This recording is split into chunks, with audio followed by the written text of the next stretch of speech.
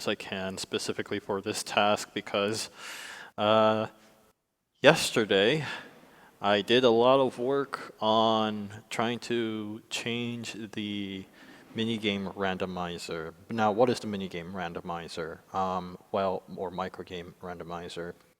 Uh, when you click on when you play our game, the Not a Clone game, it's a WarioWare Inc. game. It starts serving you a bunch of mini games. Trying to serve those mini games just plain randomly is actually not good. We need to make sure that there's some sort of logic behind that line of thinking because what, as an example, if the player has started with, the the Flappy Sombrero game, that tends to be one of the hardest ones that a lot of beginners tend to not be able to play, and that ends up coloring their their first impression. They think like, oh, this game is not for me kind of thing. And ultimately, we don't want to give them that sort of feeling. We want to make sure that they feel like, oh, we have some control over the situation. I can feel like I can make some progress in that and so forth. There's also the fact that the random number generator isn't exactly great. It's easy to get two consecutive mini games to show up at the same time if poorly implemented, and all that sort of stuff. So as much as possible, we want to avoid those kind of experiences as much as possible. And like I started working on it since yesterday, and I didn't really get much done in that regards. What's probably going to happen is that whatever implementation I have working so far is going to be broken in a million ways. So, yeah, this is going to be interesting. I haven't, this is me opening a project right now for the first time today. And I have absolutely no idea how it's going to, whether it's going to work or not. Generally speaking, for me, nothing works right the first time I put it together. So chances are very good that the moment I hit the play button right here, which I didn't because right now I'm trying to open up Visual Studio to be able to edit the code. If I try to hit the play button right now, it's probably not going to work. So today is about me failing spectacularly. I'm gonna actually do something real quick here, so if you don't mind, I'm gonna put it in standby for a minute. No worries.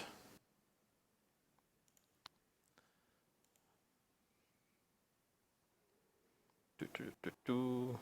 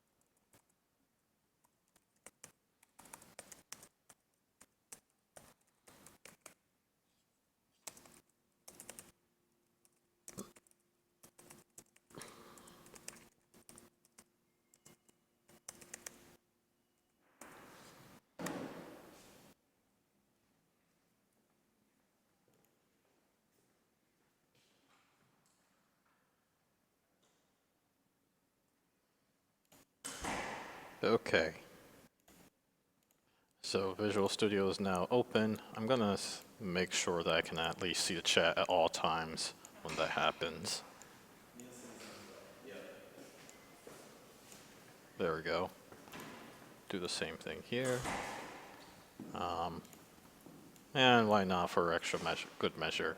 So there's a task. We have this huge Trello board here. The task I'm looking for right now is this one as well, but the main one I'm looking for is, where is it? Ah, here it is.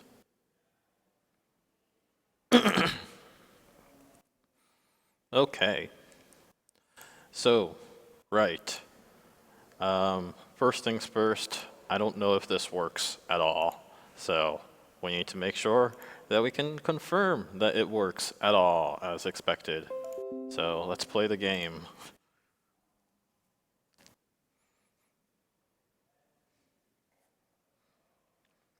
My first instinct is, let's see if I can actually play the game and not get an error.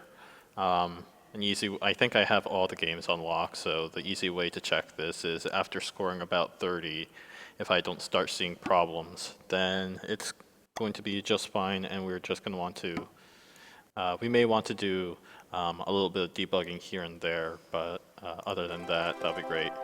Most of the time, what actually happens is that I have no idea what's going on, and it completely breaks.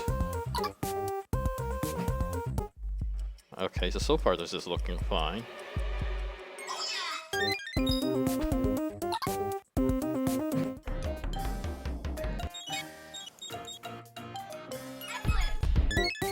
Yeah, so far this is looking fine. I probably want to debug this just in case to make sure I know what logic is going on. And that kind of gives me an opportunity to let you guys know, like, this is how we did things.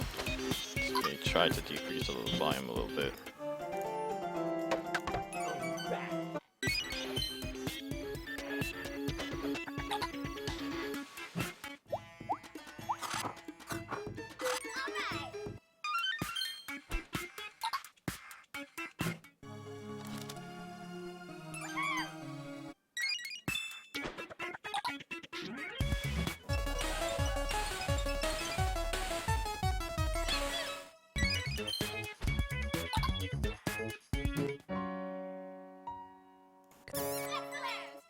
Alright, so far I'm not encountering any problems, that's good.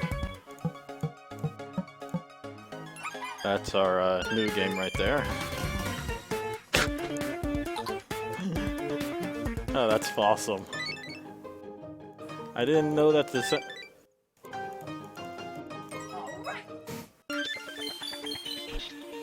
I didn't realize that Chase updated that sound effect.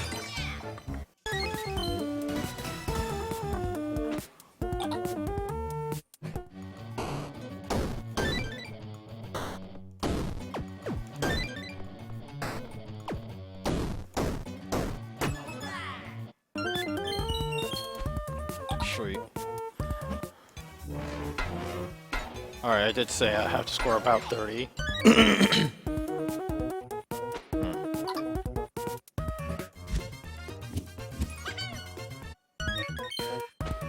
Easy.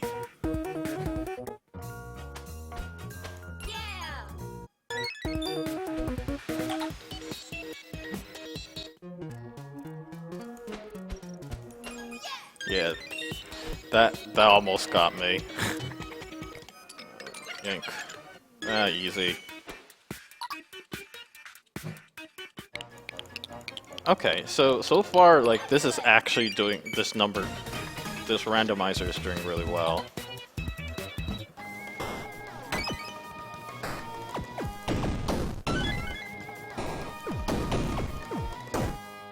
Ah, there we go.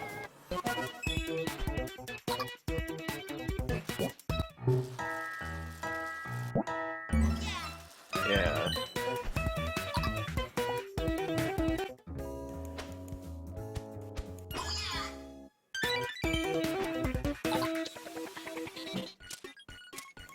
Oh. Okay. That happened.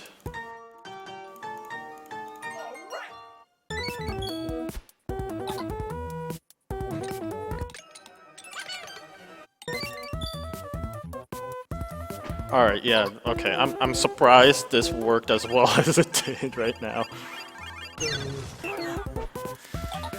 Alright, so the game works. That's good. That's a huge relief because I really didn't expect it to work at all. But yeah, in regards to actually debugging, I did say I would debug through what the code is doing right now, and might as well do it that now than if anything. So a couple of things. There's this minigame collection where somewhere in here, I believe, starting at the setup, yep, up here, setup all minigames is the function, I'm pretty darn sure. There is a member variable for that is a minigame transition banner. Minigame finder. Here it is, randomizer. So whatever is in the randomizer here, it's checking to see whether the minigame is actually unlocked or not. Excuse me. So first it clears out what the randomizer says. It clears it out, and then it checks to see whether the minigame has actually been unlocked or not. And if it has been, then it says randomizer.add this minigame. Another place worth noting about this randomizer variable is that, there's an event called minigame unlock change, where if it notices that the minigame has recently changed its unlock state to true, then it adds it to the randomizer. Otherwise, it just removes it by calling the remove function. And the randomizer, by the way, this is a property, which in turn is just a variable that is a minigame transition banner. Minigame transition banner, on the other hand, has these add remove functions. But what is important is that there is this in-game sequence minigame randomizer script. So yeah, we have scripts after scripts embedded in each other. But anyways, not embedded. Each holding a reference to each other. But anyways, here it is, the in-game sequencer. What's important about the in-game sequencer is that it holds a list of, it doesn't actually show here. Interesting.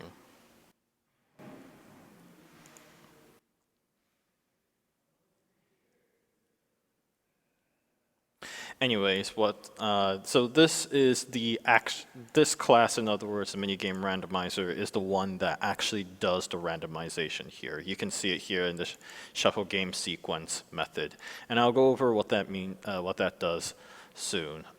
Basically, the add just calls in-game sequence.add. Likewise, remove just calls in-game sequence.remove.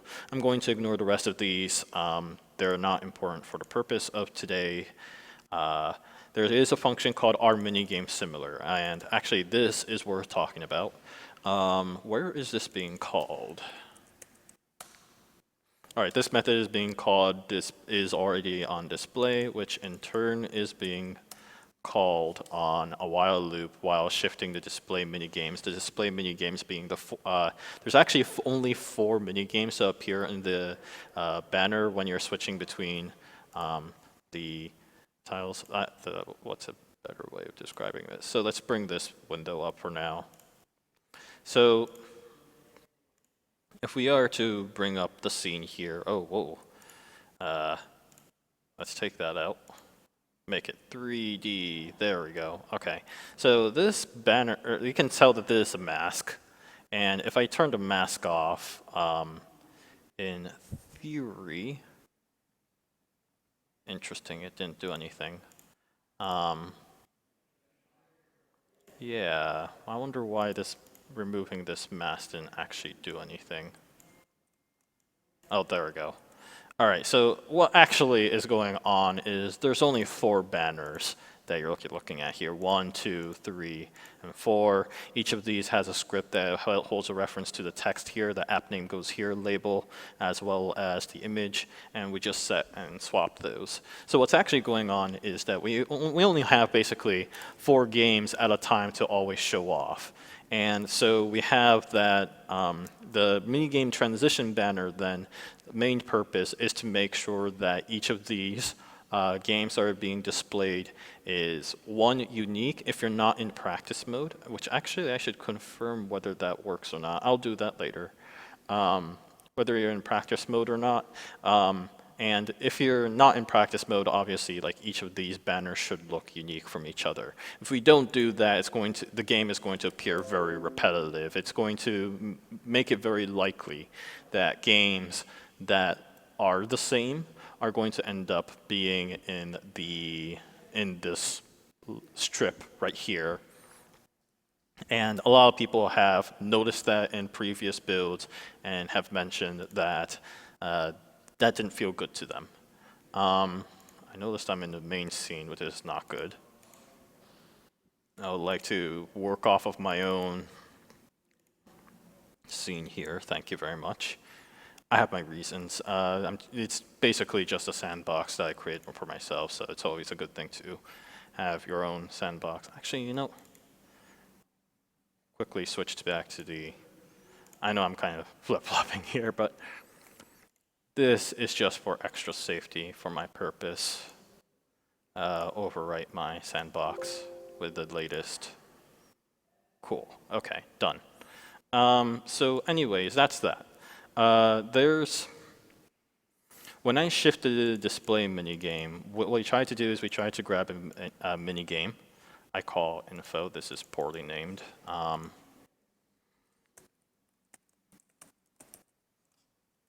There we go, next minigame. And then while we're searching for the next minigame, I'm always calling that is already on display. Now the first check I'm doing, of course, is to make sure that the next minigame is not null.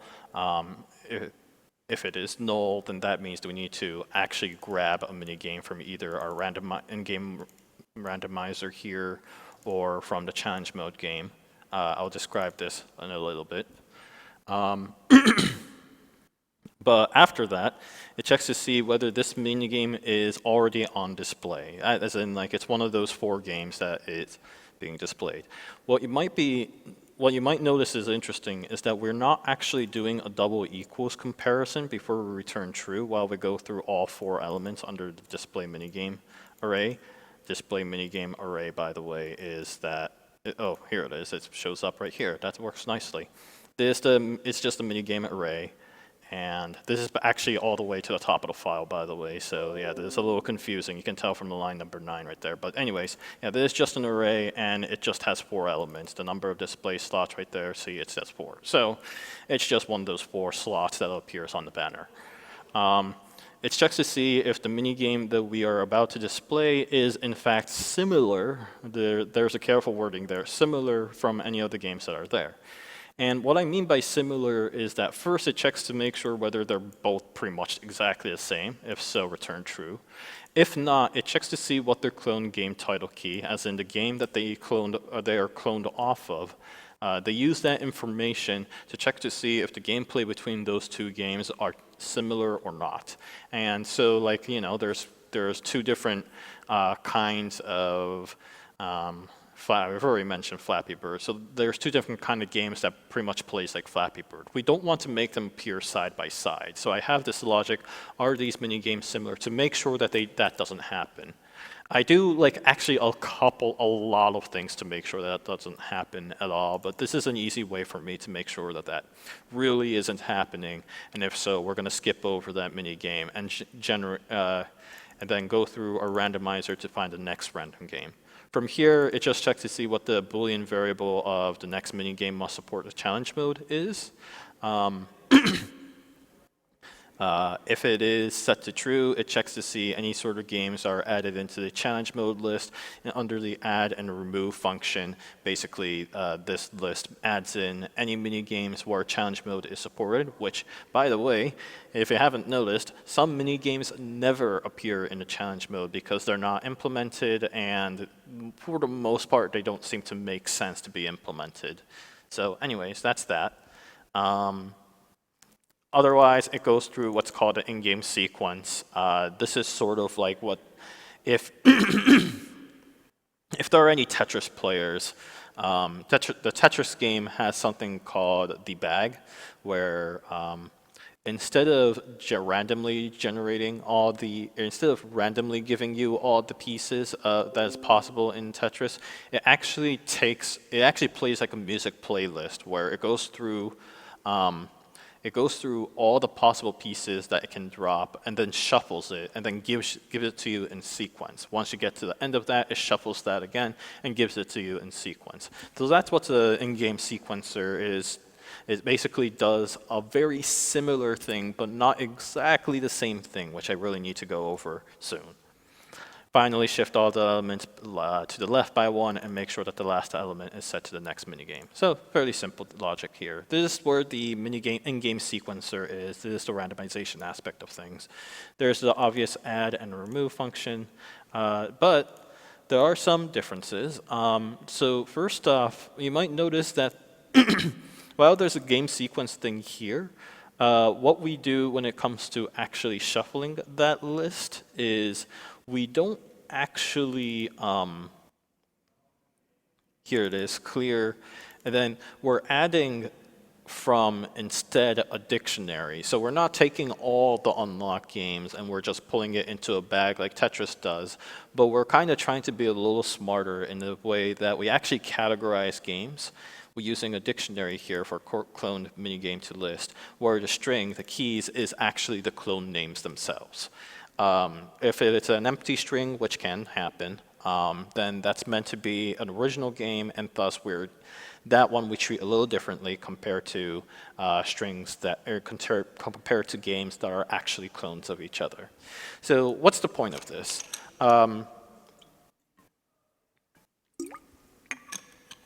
Excuse me, I'm drinking a little bit of water here. The point of this is that similar to the previous logic where we had those 4 panels, we want to make sure we're now dividing all the games up based off of what they're cloned of, and we're grouping them together under the minigame group. The minigame group itself, by the way, has a quick function called random minigame, where it just chooses a game in there by random.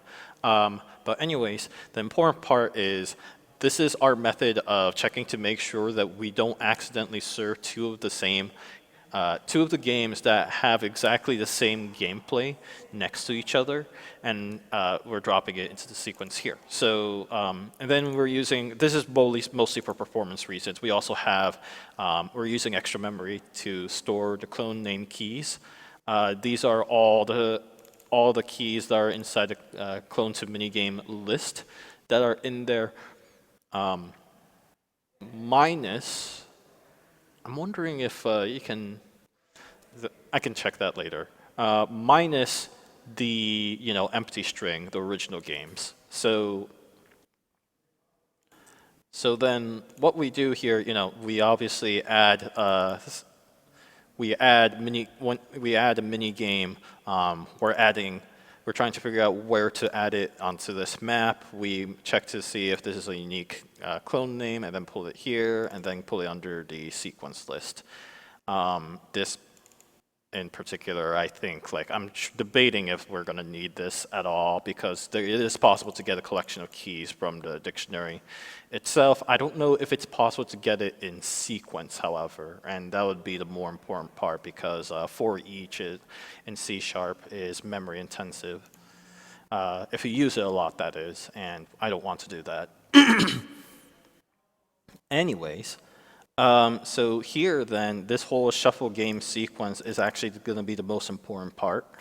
We have this random integer, this game sequence. We're basically clearing out the list of the game sequence, and we're going through all the cloned mini games. We're going through each of those group and grabbing one random mini game from them, and then we're dropping it into the game sequence. So this is our bagging method. We're bagging, all these mini games, all these clones of the different gameplay mini games that we have in here. Then we're trying to determine what the number of original games that we need to add. In this case, we have the original game group.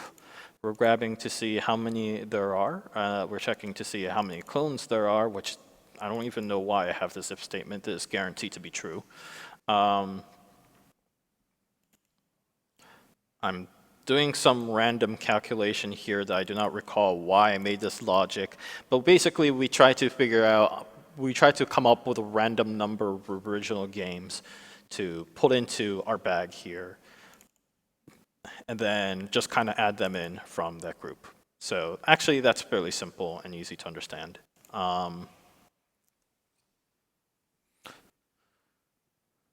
That's interesting. I choose that because that still means it's technically possible to get a random game, to get two games into that sequence side by side. So I could try to avoid that as much as possible.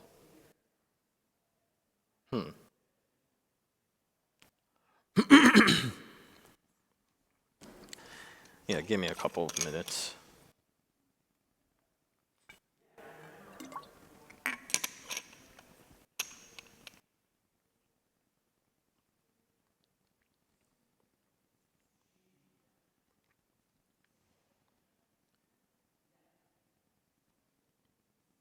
Yeah, this does make it easy for two random games to end up side by side of each other, even if we have an extra fix to make sure that that doesn't happen. And the concern at this point then becomes if the number of random int is larger than the number of original games we actually have.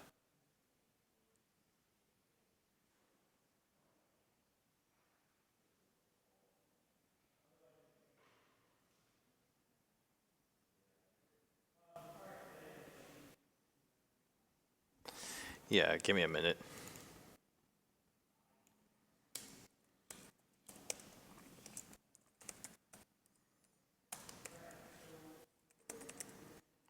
So, guess what I need to do here is we already have a clamp where we're trying to keep the originals, and I want to make sure that it remains less than the number of original counts there. So we can get rid of that.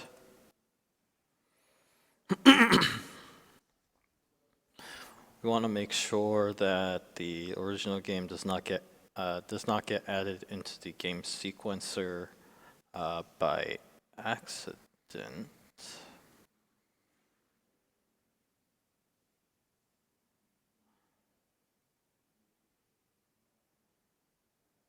So I guess one easy way of doing that is using a hash set.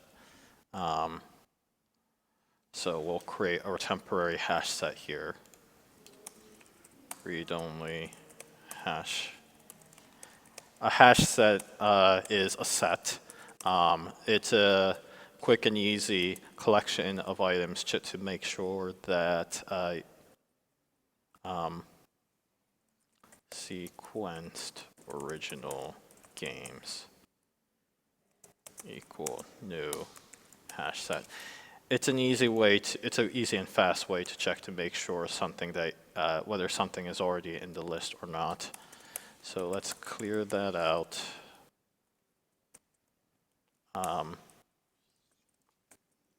Let's also make sure that we have, I'm gonna take a really weird route here. Minigame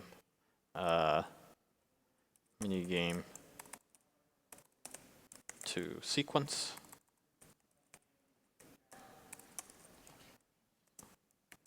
Make that set to null.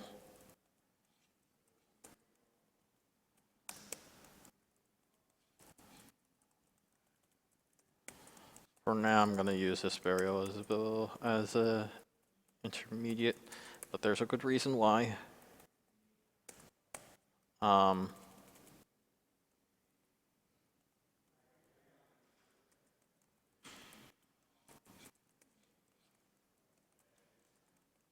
We add that in here. Now, what's going to be important here is while sequences original game as well. That's not exactly the greatest name I was expecting, but anyways, this contains that equals true. While this is true, keep grabbing more original games. And the moment it stops being true, we add it here. The last thing we need to make sure is to make sure that this is added into the hash set.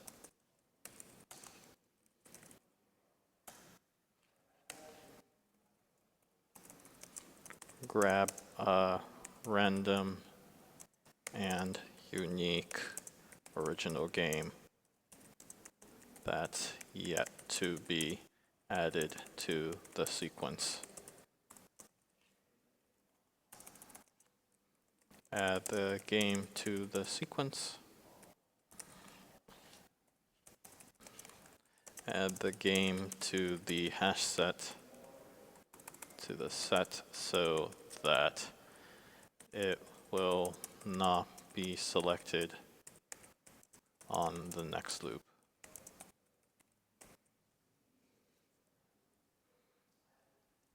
All right, so that should fix that issue. It can granted lead to I'm a little nervous about this line of thinking here. I want to make that into -2 just to be extra sure, because this while loop can go on for a really long time.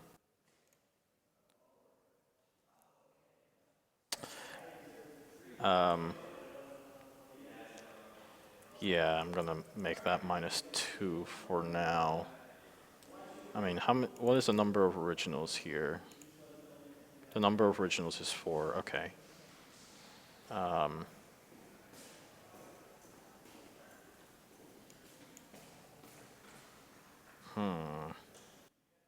Pretty darn sure that's actually not the number that we want. Yeah, let's go with -1 for now. It's like not all the original stuff. Okay, yeah, I think this is good.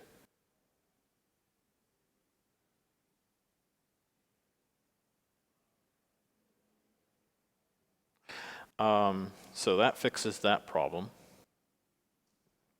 We don't need this fix me anymore. And so obviously then when you go through the random game, the concept is pretty simple. We check to see whether the game sequence is not empty. If it is empty, then we just shuffle the whole thing and set the in-game index to 0. Well, then we try to grab the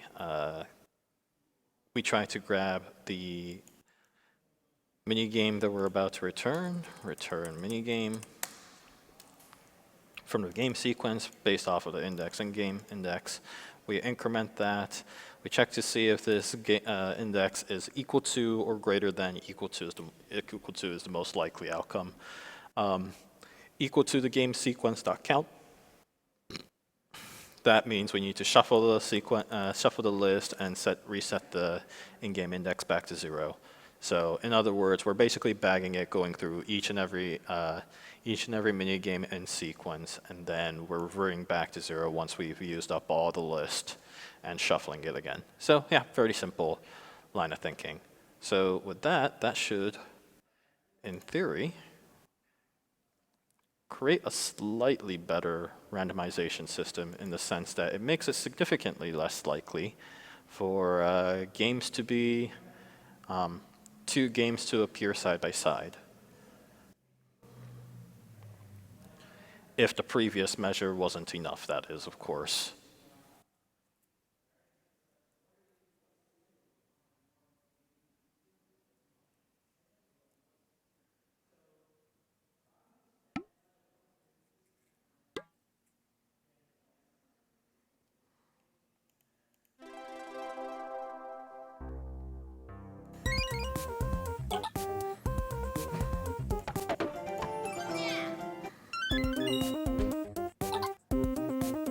So this is an original game.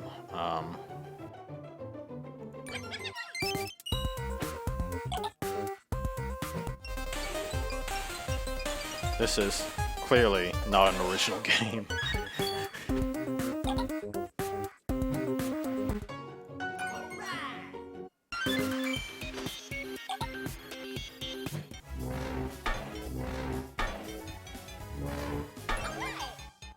Yeah.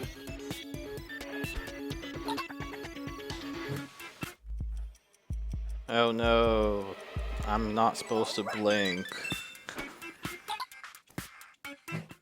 Okay.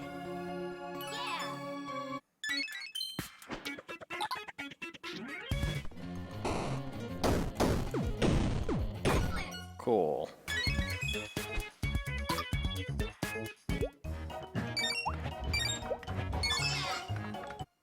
So you might have noticed that there's really lazy programming there. You don't actually have to drag down on angry monkeys at all. That's just me being really silly.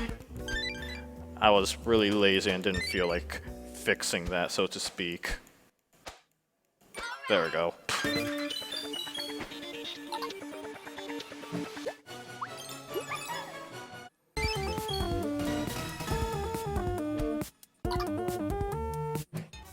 Alright, this appeared again. Oh, because it's challenge mode. Yeah, that does make it more likely for that to happen.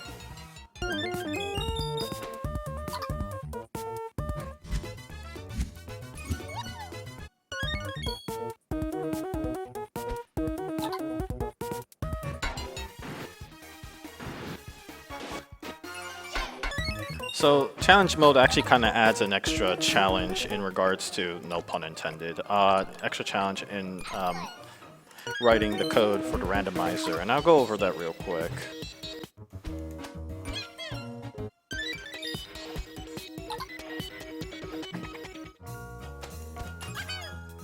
Yeah. For the most part, I'm pretty happy with this randomization system because it's clearly giving me like very different play styles each time I'm playing it in sequence, which is exactly what I wanted. And I mean, like, right now, Don't Blink has finally started appearing after I hit like a score of 29, which is pretty good.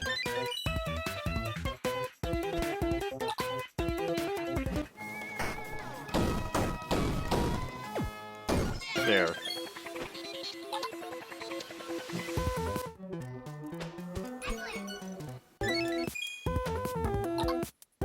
So the gravity here is really heavy. I need to be careful of that. Yep. Yep, that game is really hard. Oh no. Ah, god. Ha! Alright.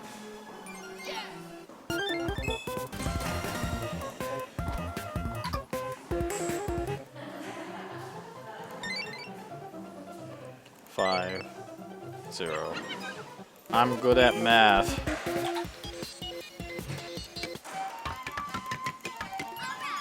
That was really easy.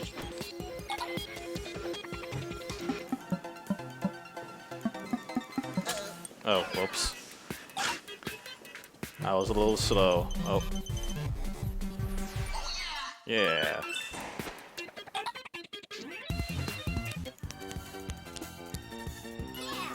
Cool. Alright, I'm gonna basically start losing here. I created a special button for myself that I can lose instantly. Oh, that didn't show up for a while. Yeah, this game didn't show up for a while. Interesting. Now, yeah, this game wouldn't have shown up. That's deliberately programmed the way it did, so that makes sense.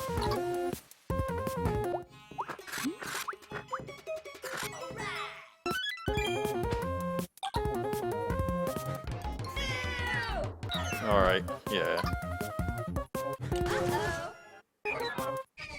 42, that's a good number to end with. We played 37 apps, basically. And you can kind of tell, like, you know, there's not a lot of side-by-side. Like, it takes a while for... I think Touch Paper is a game we've already played twice, but... Okay, I guess I didn't. Here's Don't Blink, and we have to scroll a significant distance for the Don't Blink to appear again. And like I said, that's intentional. Like, we want to make sure that, for the most part, the player experiences a fresh feeling at all times. Unlock seems to be the most frequently appearing game.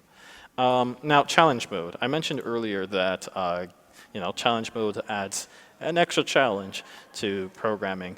The reason why is because earlier I mentioned that we basically, when we're generating the banner thing there, there's 4 different mini games. And we want to that means that we need to actually figure out what mini game we want to show right from the get-go. We need, not right from the get-go, excuse me. We need to figure out what the next mini game is going to be before, like one score before the player actually gets there. So as an example, let's say the player scores 9, right? 10 is when the challenge mode first starts appearing. When you score 10 for the first time, it'll play mini game that supports challenge mode. The problem is that not all mini games support challenge mode, so we can't use the same in-game sequence. So when you score 9, remember that we already have to preview what the next game is going to be. You can already see it, on the right side of the screen as a sliver. So every time you score up to 9, every mini game that comes after is going to be challenge mode so long as you stay to score 9. And fortunately, the number of times you can keep that happening is limited. It's up to 4 times. That's when you have all maximum lives, and let's say you start off with 9, you had 4 lives. That means you can lose up to 3 lives before finally either you die or you make it to the 10th. You make it to the 10th score, and we can finally play that challenge mode game. But that does mean that right around the area where the next game is going to be a challenge mode, the problem we have to face with is the fact that we now need a completely different list. We can't use the in-game sequence process because not all of those games that the in-game sequence process has is a challenge mode game. So then we have a completely different list of all the challenge mode games, and we start serving games from that bag of list instead. And then the game goes back to normal once you're at the 10th score, because now we don't have to. Now the next game does not have to be challenge mode anymore. We can just continue to keep using the sequence list. So with that said, now comes the fun part. Yay! There's been a couple of things that we've been wanting to do in regards to this, not in regards to this specific code, but in regards to this specific, this minigame transition banner. Because right now it's using only the in-game sequence as the first set of games that it's serving. But what we did want to do is we want to make sure that a couple of these games are particularly hard. And we want to make sure that the player always feels like they have enough practice with them to deal with them when they come in later. So one thing that we've been discussing about was, first off, if the game has not been played at all, it should come out as one of the first games to show up. So let's actually kind of set that up real quick.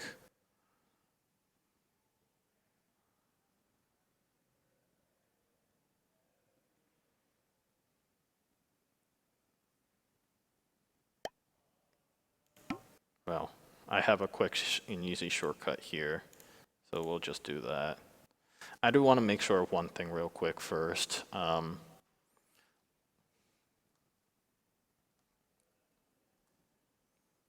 want to make sure that this randomizer still works and does not, die on me.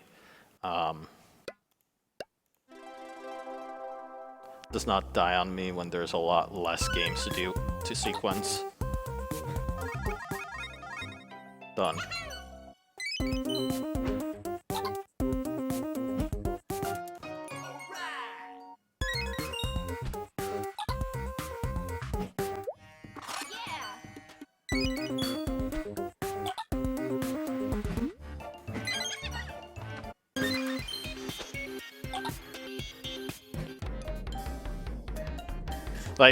This game, I actually don't like it showing up so early because the instructions are really confusing. So that is a mini game that's like worth showing up on the later stage rather than in an earlier one. Oh wow, that was a weird lag there. Ah, you're useless.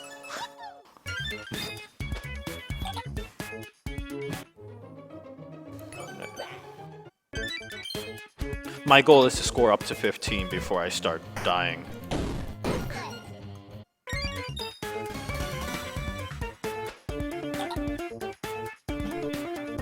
Alright, so it's dealing with that just fine, it seems like.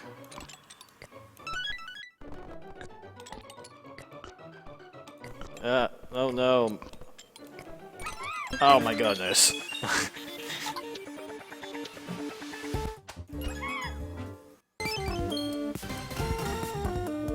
Wow, so early.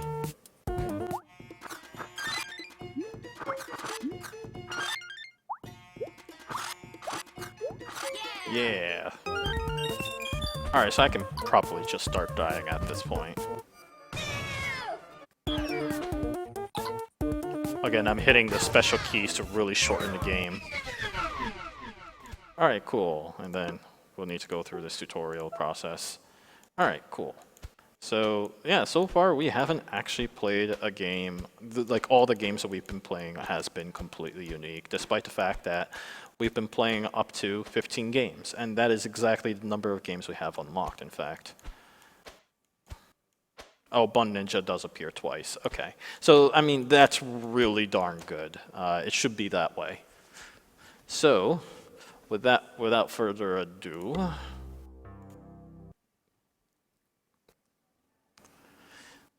so like that tells me that the random number, the sequencer is doing exactly the way I want it to do. I want it to work. So there's a couple of things that I want to be able to do differently, which is that was kind of like the sequence of games that was all randomly generated. If you're scoring below a certain threshold, I'd rather serve, I'm thinking up to the first 10 games as exactly the same. So let's start off with that. That's actually relatively easy to implement in Unity. It's just a matter of getting the proper variables in place. So yeah, let's start off with that. I'm going to also do some really wacky things later, but I'll explain as to why soon. Let's start off with the minigame scripts themselves. Yeah, minigame info. That sounds like a good place to start. And somewhere in here is a tutorial index, I thought. Maybe it's not in here. Maybe it's in minigame settings.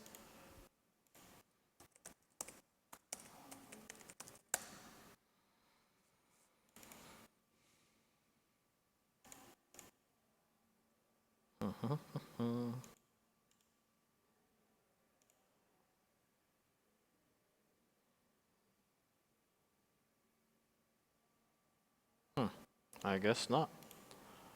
Maybe it's in unlockable info, unlockable info. I stands for interface, by the way.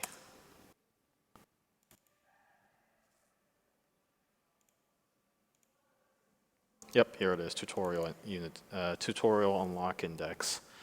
All right, yeah, this should go into the minigame info then, because it's unique to minigames and not going to be shared with the other upgrades.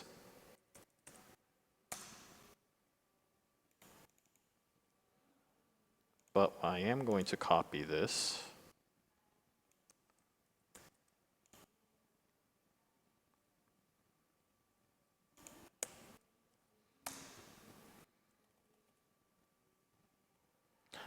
Indicate the position with indicate the order.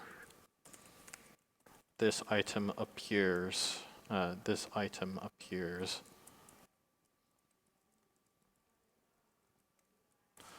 On transition. on the actual game.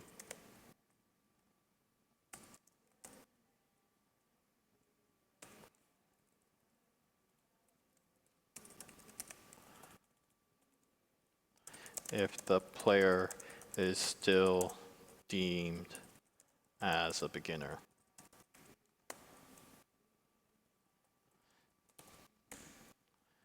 Instead of calling this a tutorial unlock row index, which I'm really not a fan of this name anyways, we're going to call this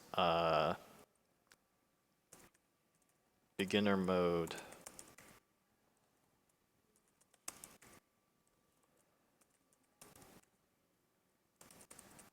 index. Oh.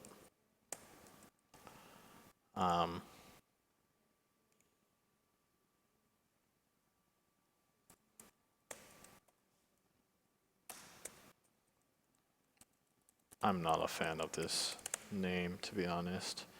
Unity engine.serialization dot formerly serialized as this old stinking name.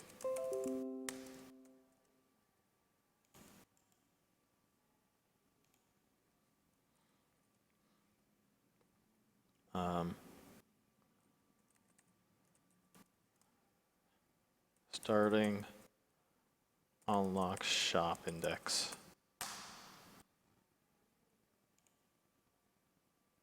And then this is beginner mode game index. I mean, it's all poorly named. I'm not the greatest person at coming up with these names. Yeah, whatever. Public int beginner game row index. Get return beginner game mode game index. Right. So we set this.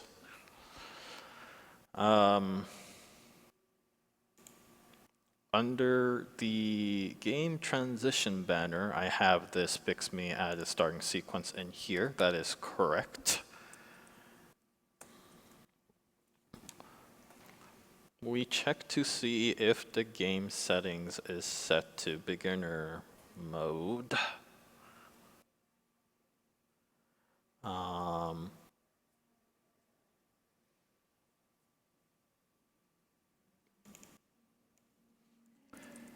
We don't really need this part. If this is true, else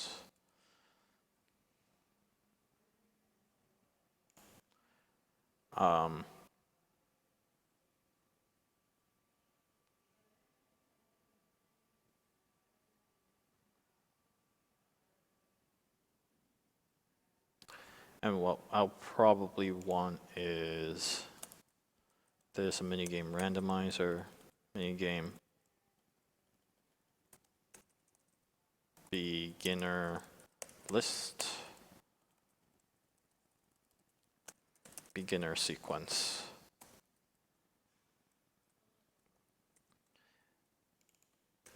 And I'll create a script for that real quick. I think I put it all under here, which is already progressively growing to be a larger list as we go. Large folder with a lot of scripts as we go. Create that, give it that exact name that I gave it. Cool.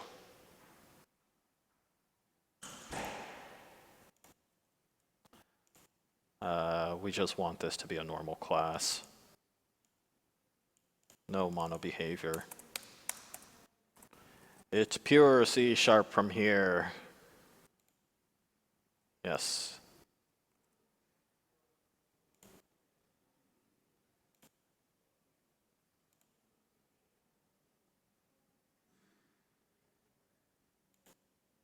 There we go. All right, so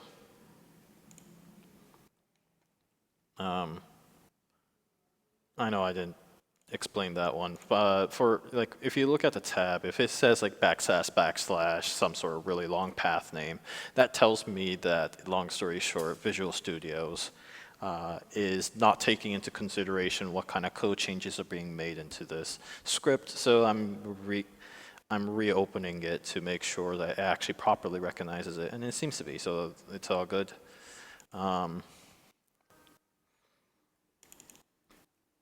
We want to make sure that this is properly initialized. When that happens,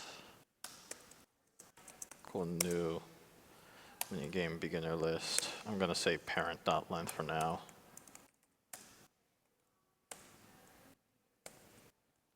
Actually, I really don't think we need that, truth be told. And the reason why is because I'm going to create a public constant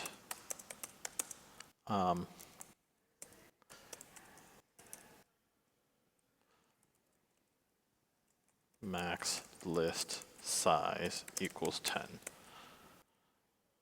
And that will be useful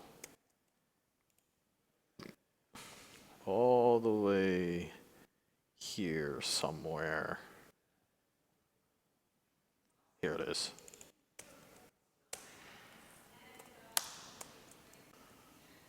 Let's see if it allows that. I would think so.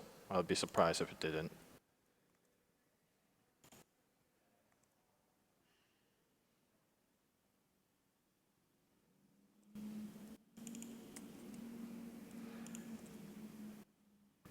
Yeah, good. Okay. So it's just complaining that I'm not using this at all, which is fine.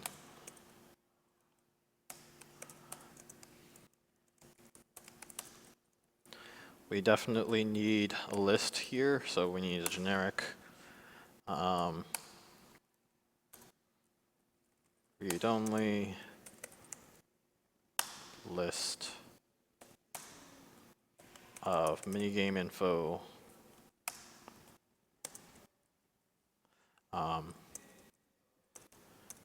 beginner list equal new this max list size. We don't even need this constructor, if anything. It's already implied, so we don't need it. I'm going to say this public minigame info, this int index get beginner list return beginner list index. This is a quick and simple interface, so that all I had to do is put in brackets and I'll easily find all that information. Public int. I'm going to say length. Actually, that's not correct. Count. Get return beginner list dot count. Cool. Do I in the randomizer say length here? I guess I don't. There's nothing relevant to that. Okay, but this one does. Anyways.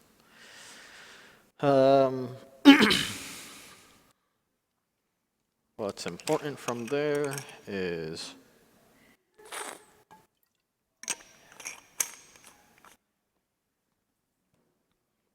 I'll need an add, remove, and clear function.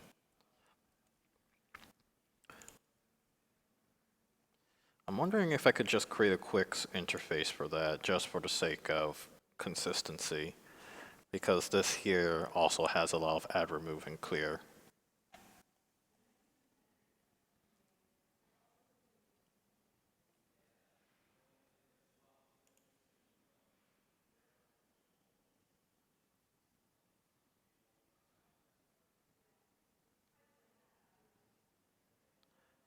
Yeah.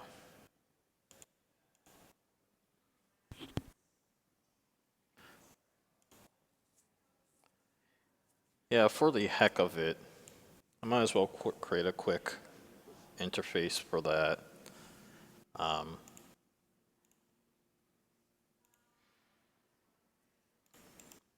I like to do this out of, you know, more out of self-discipline, if anything. Uh,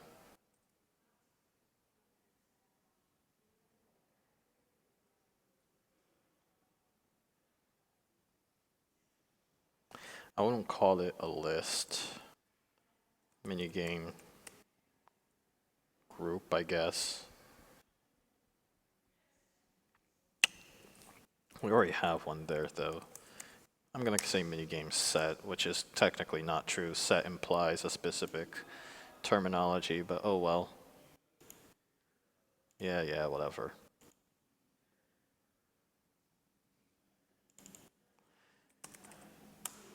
Public interface, we don't need to care about the rest of these. Interfaces are just a collection of functions. That's literally just it. So let's say I'm gonna say here, we don't need public. What does a transition banner actually have a Boolean set? Yeah, it does for whatever reason. Okay, well, there's really no reason for bool. We don't actually ever use that information whatsoever.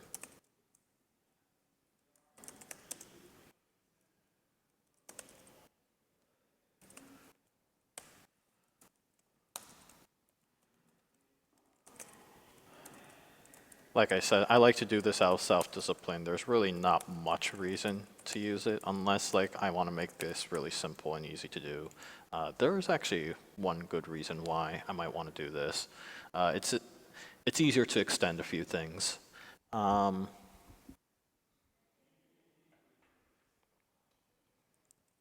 Yeah. You know what? I am going to add the bool here just for the heck of it.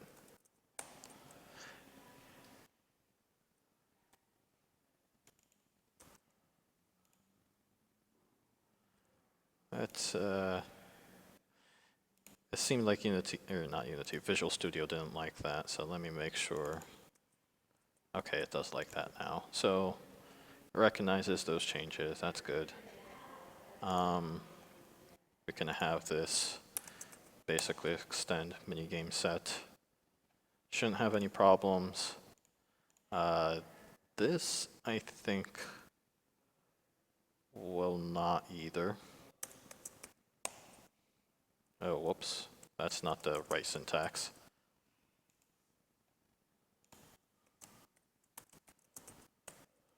So this just needs to change to bool.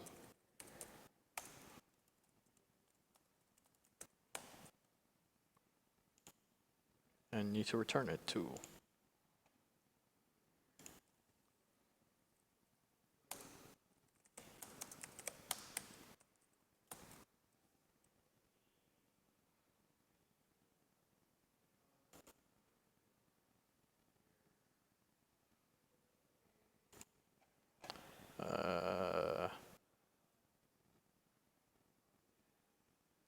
Yeah, this always returns true. Bool return flag equals false. True. And return that.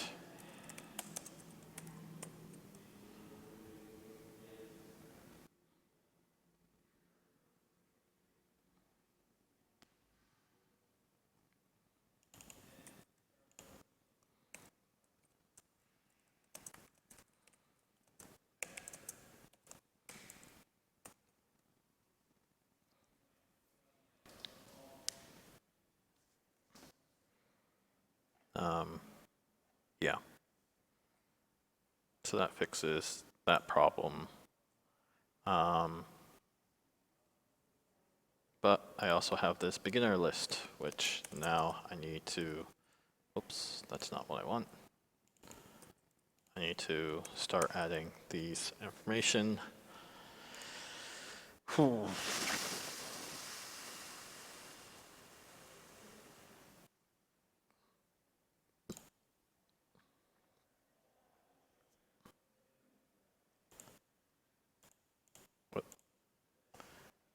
Come on, there we go. Yeah.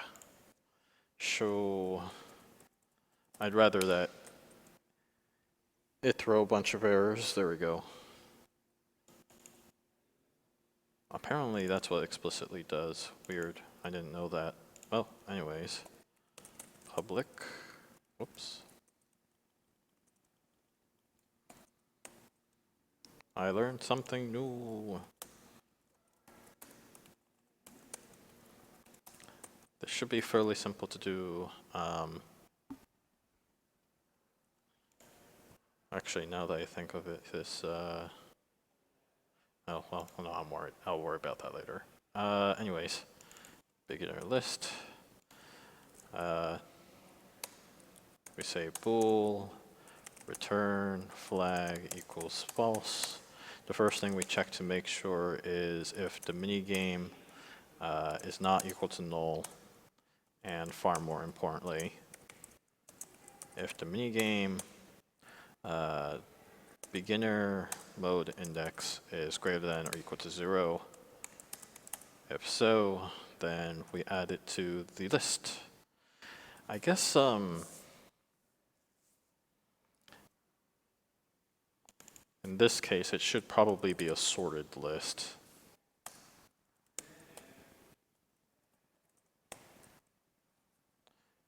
And now the sorted list does require a couple of information. Really?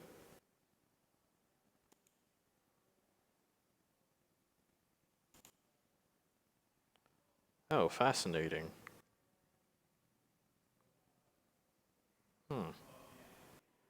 Why is it a sorted list then?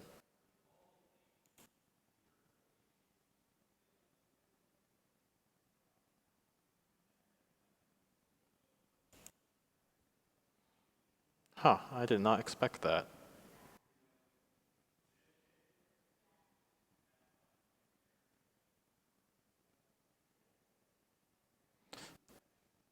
So, like this? Wow. Strange. I would assume the sorting is by default, yeah.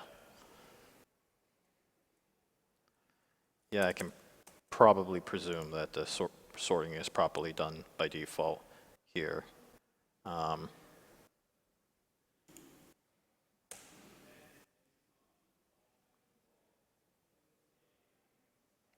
Oh, weird.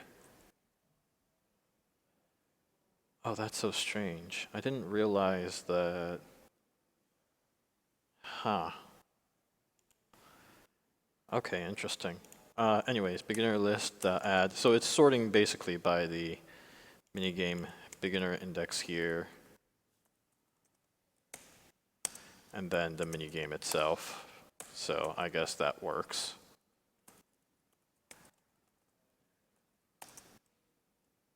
Oh. True.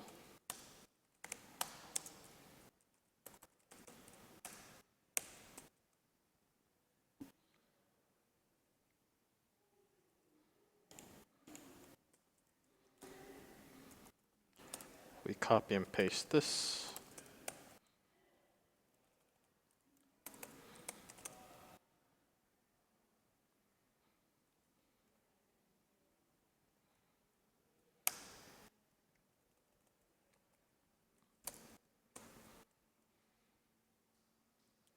We're going to assume that all these beginner mode stuff is unique. So if it's going to catch that, it's going to catch that. So and this one, it just has to clear this sorted list. So that's cool and everything. I'm fine with this. The important part actually has more to do with the fact that we need to be able to provide each of these beginner mode stuff in sequence. So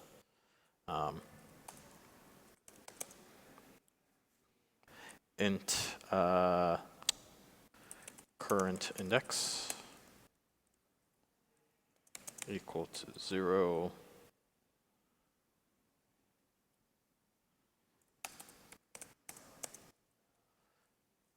So basically we need some sort of like minigame info. Current minigame.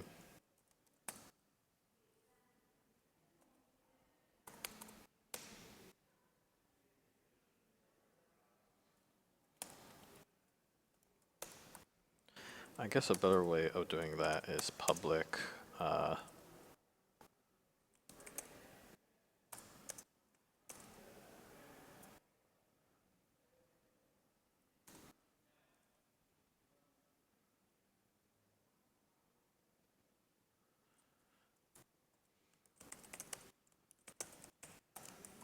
I'm going back and forth on this. I'm going to go right on ahead and create this property after all.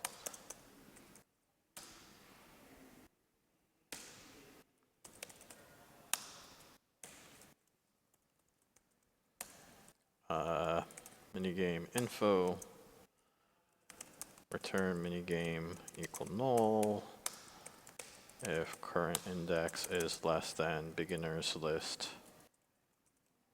dot count, or really just count.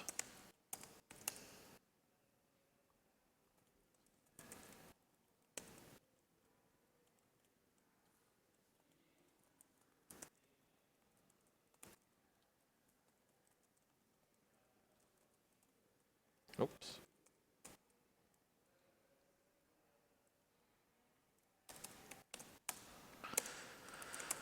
Public minigame info.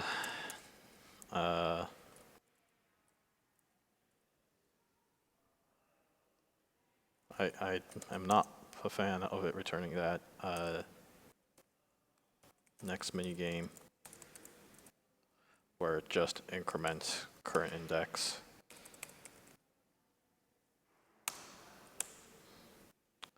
And then public void reset sequence.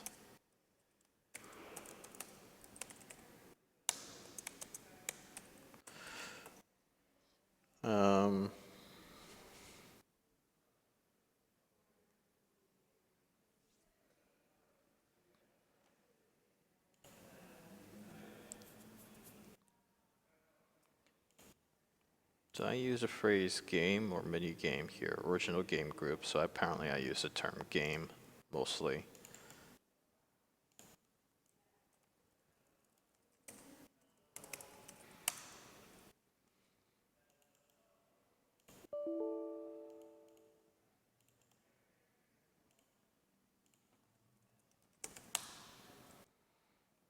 So now I have this. I return back to the transition banner.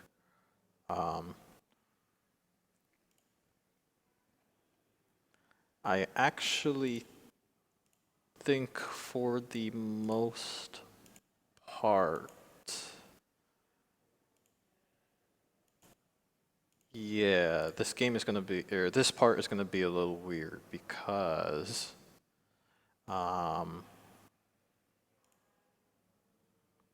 so where's the add stuff here?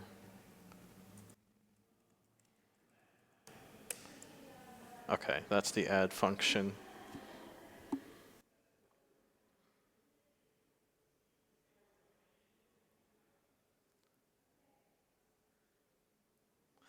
Yeah, so one decision that I'm going to be making is that you can actually add more to the beginner mode sequence of minigames, because there's one more rule that I'm trying to override with that, and that's going to require some storage.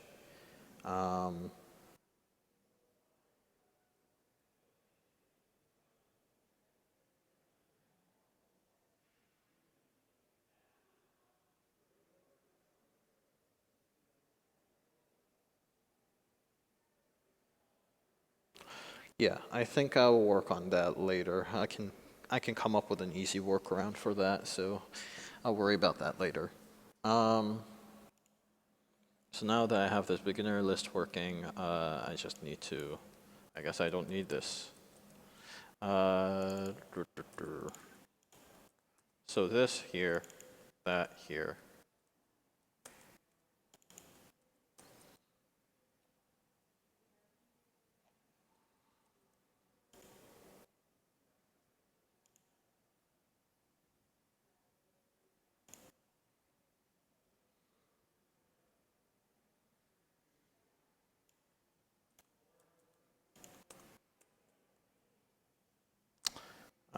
And then here, we want to make sure that the beginner sequence is reset first.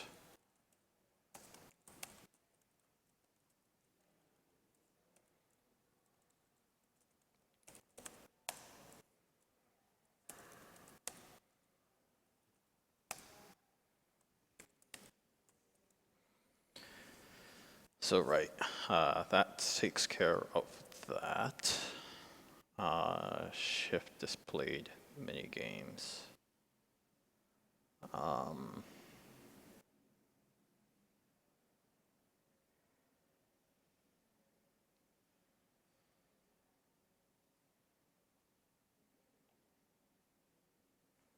Okay.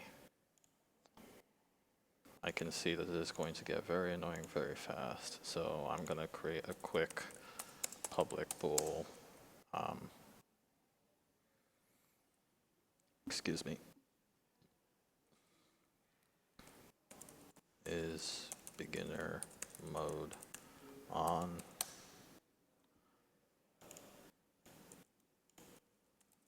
Get return this.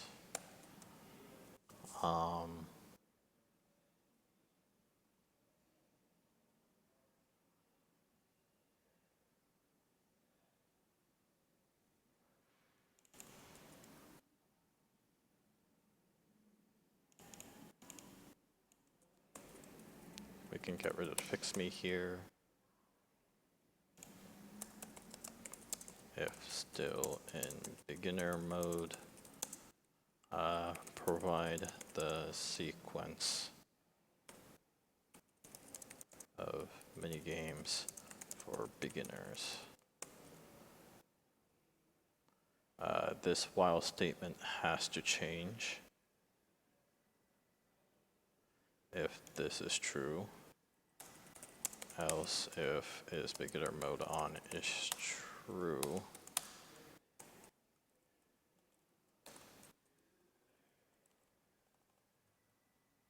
And then we'll change this to if next mini game is still double equals to null. No, this does not work.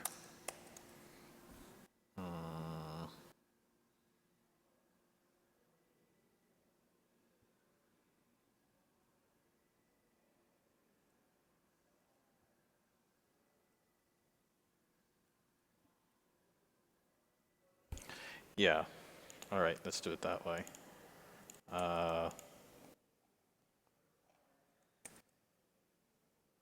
We try to grab the next sequence, challenge mode. We're going to change that to beginner sequence current minigame.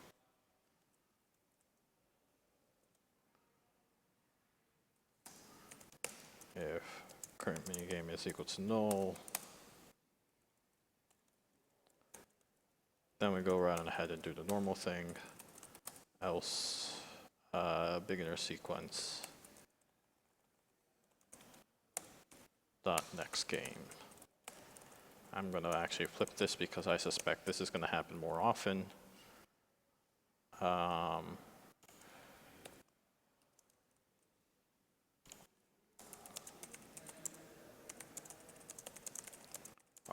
more beginner games. If so, switch to the next one. If not, start grabbing games from the regular sequence. All right, so that should do it. Those are all the functions I think I need are necessary for me to worry about that. I don't need this whole shenanigans.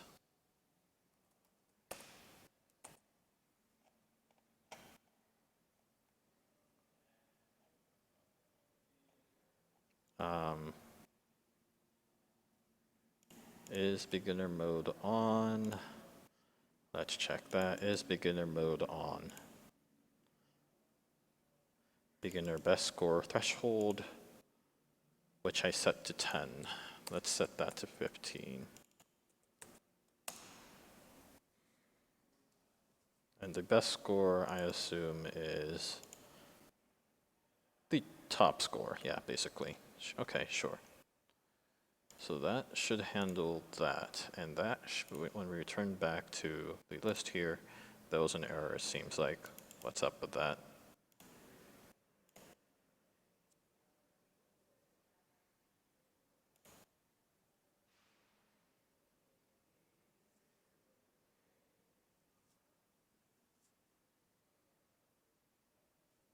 Yep.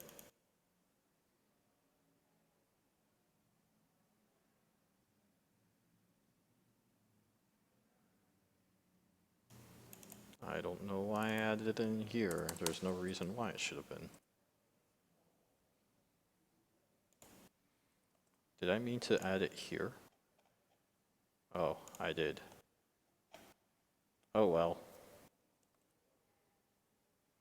So now then, we'll need to decide on a couple of mini games that we want to make sure is appearing in, like, I'm gonna say the first 10 mini games are gonna be like that, and then to get out of beginner mode, in other words, you need to be able to play 5 more in any random sequence.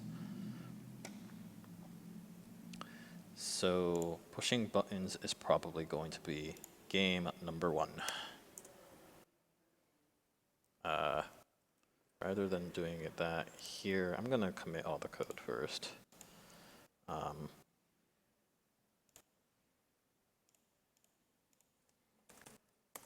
Upgrading project to Unity 5.3.5.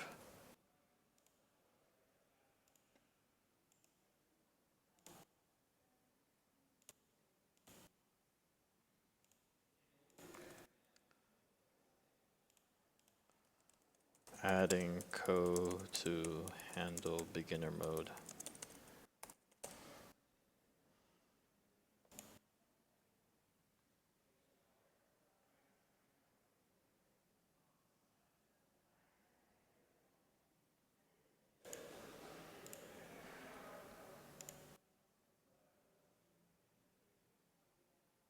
So now I'm going to go through actually these prefabs directly.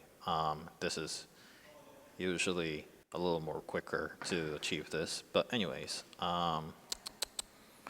let's see. So of all these games, the one game that I've noticed almost everyone consistently figures out is pushing buttons. So this one is going to be guaranteed to be the first one that appears on our list. Then the next game that nearly everyone figures out what to do. It's also worth noting that the starting unlock, not the starting unlock, the prices should always be -1 when I'm doing these. What is a natural extension to pushing buttons?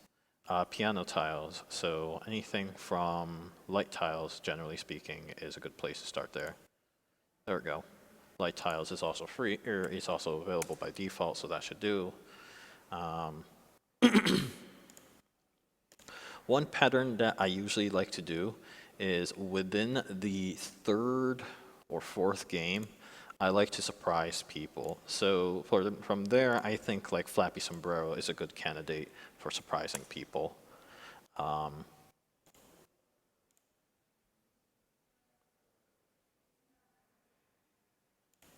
Pushing buttons. What was the next one? So just to make sure, pushing buttons I set to 0. The next one I did was not into the cup, piano or light tiles. The next one is Flappy Sombrero. And it might be worth adding one more micro game that continues that tradition. Maybe Flower Clicker. Continues the tapping control scheme before we start extending it to Bun Ninja, which should be just 4. that is before the speed up, and that's when the difficulty of the game increase. So starting with 5 then, we should, what is a dragging related game? There's Unlock. But there's also, it's mostly swipes, so technically speaking then, anything like 8 or VII, I think VII is not free and 8 is. So we should probably bump it up to 8 right there.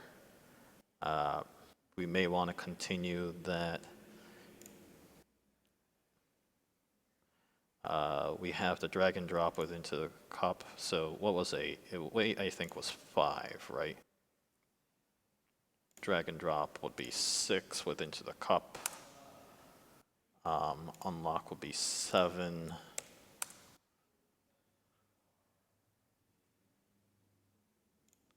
Angry monkeys would be 8.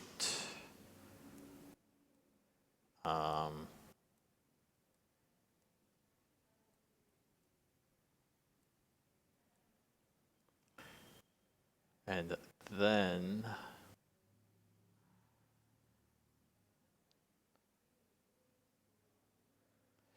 ooh.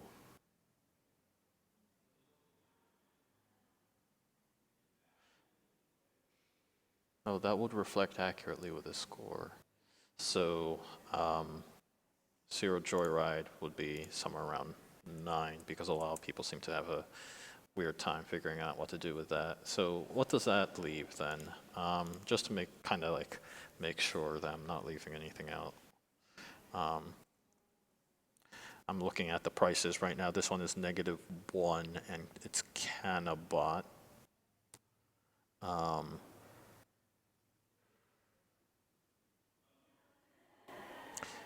You know what? This one I feel like should be deserving to show up before Flower Clicker, honestly. Yeah, so Flower Clicker is set to 3. I'm going to set that back to -1 for now and switch to Canabot. Serial Joyride is deserving to be there.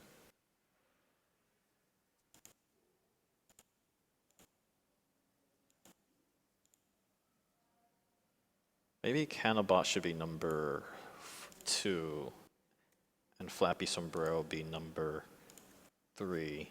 So it's a 0 index, so in other words, Flappy Sombrero will be the 4th game that shows up. I'm a little concerned with the focus into drag and drop into the, well, Flappy Sombrero is 3. Into the cup I think should be 4 because most people were able to figure out immediately what to do with that. 3, into the cup 4, Bun Ninja 5.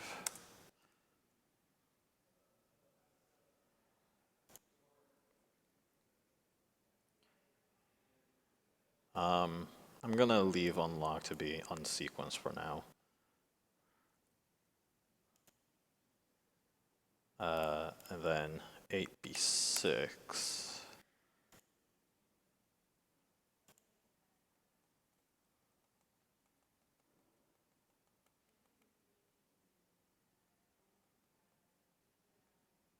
Okay, I have nothing labeled as 7 right now, which is fine. I'd like to actually start mixing it up from there because the first 4 games, it looks like it's going to be based off of, the first 4 games is going to be based off of tap. The next 4 is based off of basically drag and swipe. So then from there, at that point, we can start mixing things up.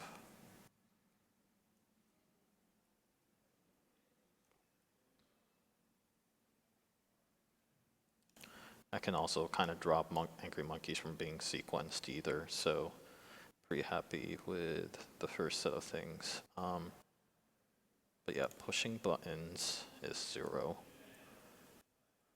Paper, or wherever light tiles is. Light tile should be 1. Cannabot should be 2. Flappy Sombrero should be 3.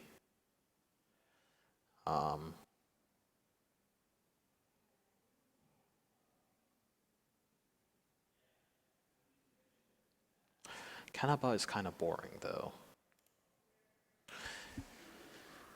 I'm gonna, on the second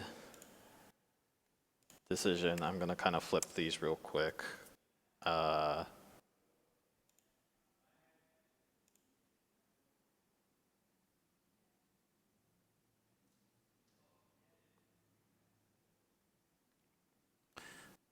What was 4? I think I set into the cup to 4.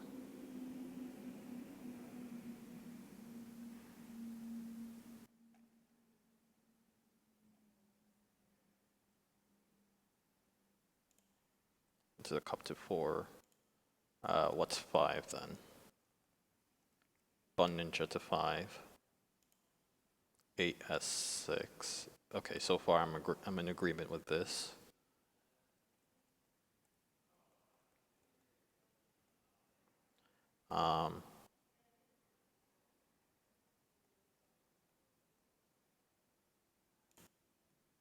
Yeah, I really should start mixing things up. 6, so that one is 7. Ridiculous Pinata is 7.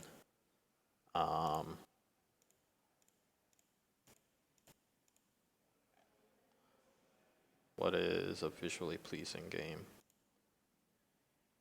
Serial Joyride, yeah, definitely gonna be 8.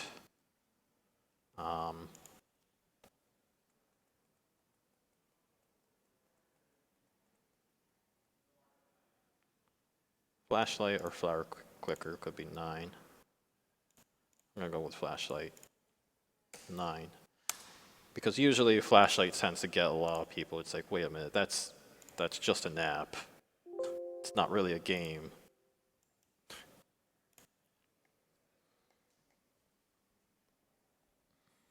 All right, let's see if this does what I think it does. Starting unlock shop index, yep. And then this one is 6. So let's find out if this does what I think it does. So I did score up to 15, which means that we'll need to reset this information again. Yeah, stop that real quick. What we should be seeing in sequence then is pushing buttons. What's the next one?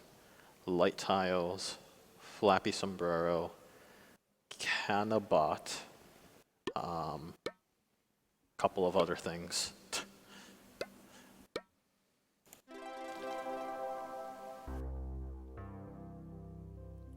So yeah, we have all these. Oh, weird.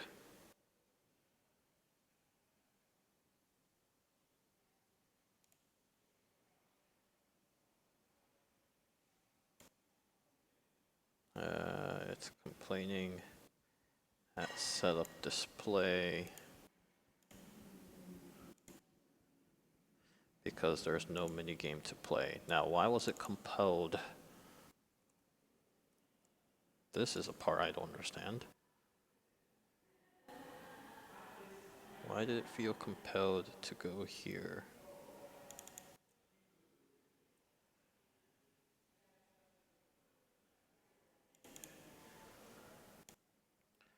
Because it didn't have any mini games to display to speak of. Yes, that would only make sense.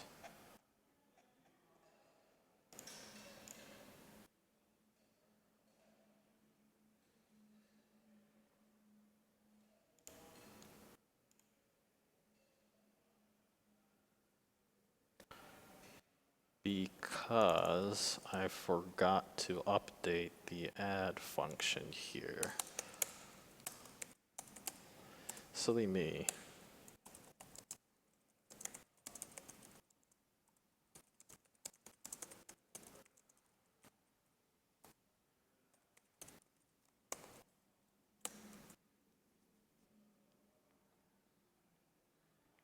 What is challenge mode games? Is it just a group? Yeah, it's just a group. So that actually makes sense as to why I did that.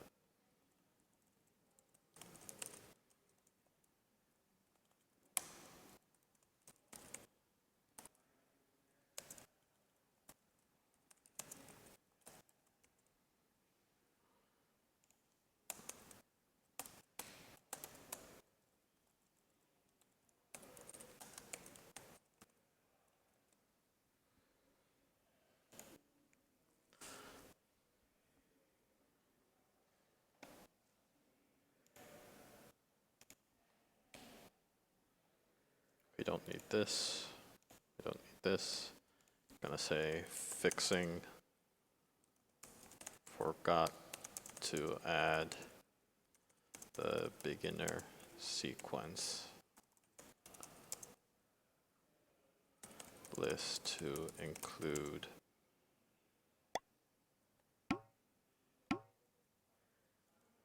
the add and remove functions in minigame transition banner.cs. Yep, that is an easy thing to do. I tell myself. Oh, interesting. So there's the first game that shows up. Okay, that is not what I want.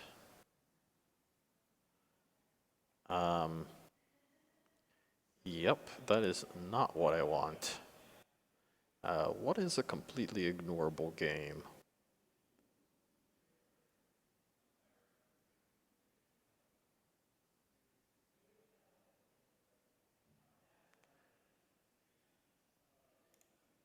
Well, I'm gonna make this number 0 then.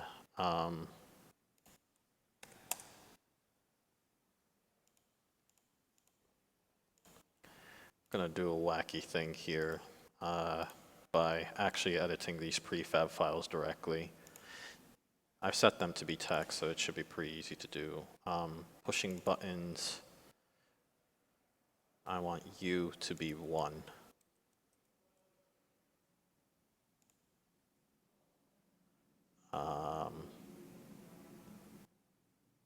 Uncheck U. That's a quick marker for myself. Yeah, in fact, that should be a fairly easy, quick way to do this. Basically increment everything by 1.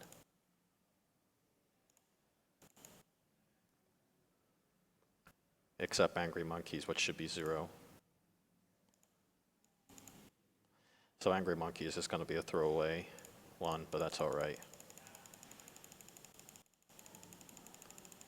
Huh, alright, what about here? There you are. I skipped it. There we go. 5, 6.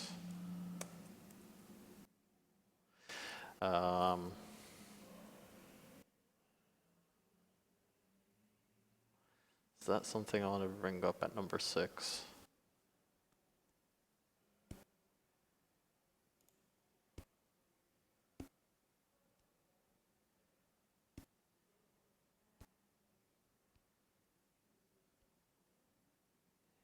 Let's leave it for now. Bot will be number 4.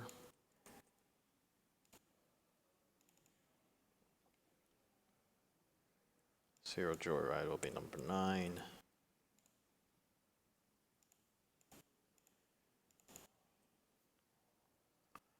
Flappy Sombrero will be number 3. Flashlight will be number 10.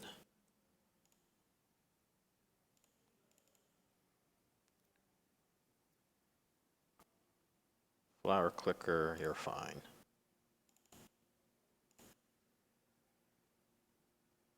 Into the Cup will be 5.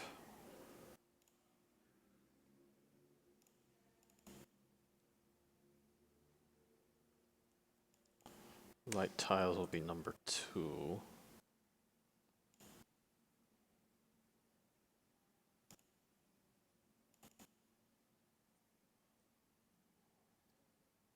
Ridiculous Pinatas will be number 8.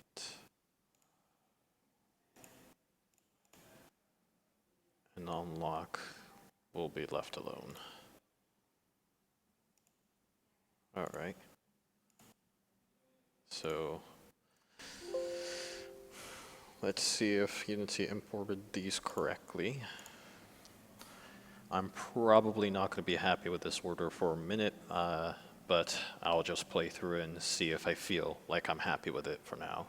The first 10 games is the only part that we're actually sequencing. The last 5 necessary to exceed beginner is going to remain random. Well, smartly random. Okay, there we go. So that definitely got it right. All right, so that's the first mini game. That's good.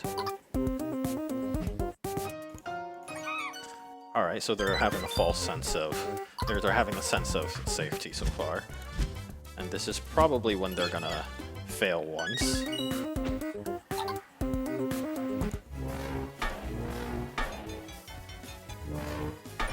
They're going to be a little confused, but this is a little easy, so they're going to be like, all right, I feel like I'm back in control. That was really easy.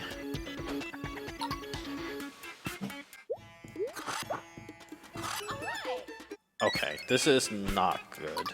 That game is not good. This is fine. I think most people will be able to figure that part out.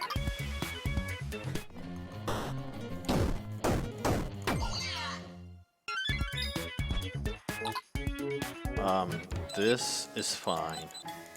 This is going to be relatively difficult anyways for most people. And this is going to be fine. Alright, so the part that I'm complaining is not fine is the Bun Ninja. Bun Ninja, I don't think you're going to be fine. So how am I going to dock this? The problem is that Bun Ninja needs to back down to number 5, and I'm probably going to bump then Cannabot back to 6, which was Bun Ninja's original position.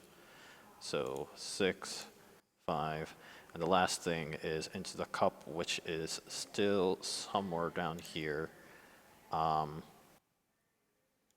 Let's bring that down to 4. I feel like...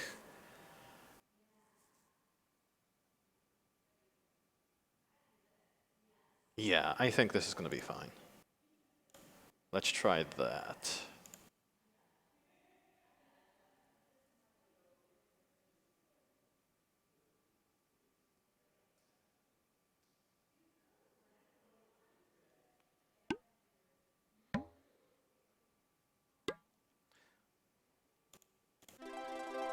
I might bring Serial Joyride a little sooner too.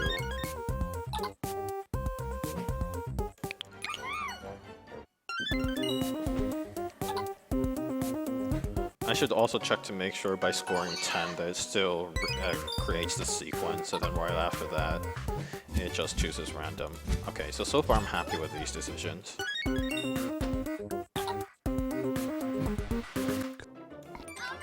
Yep, I'm happy with that decision. Alright, I'm happy with that decision.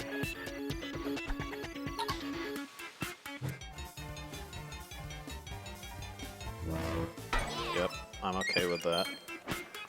It's an easy game. I am not as okay with this.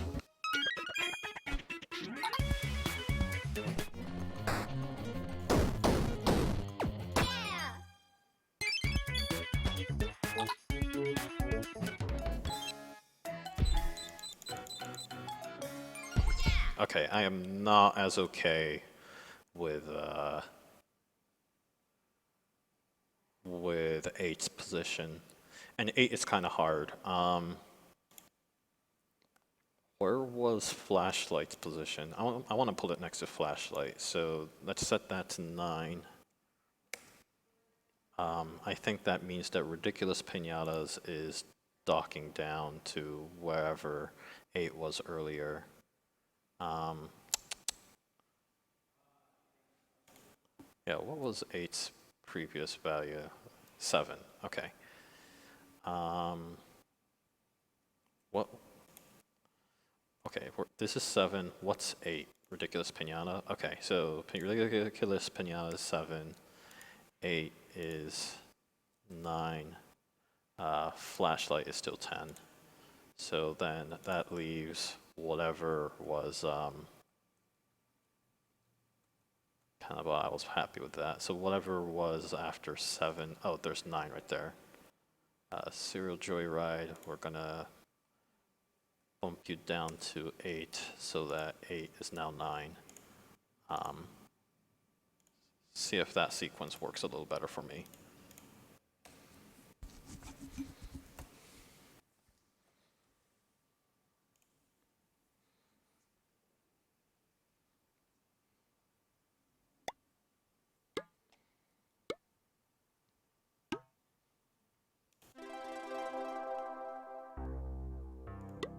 I don't think I can buy, oh yeah, there's a phone clicker right there.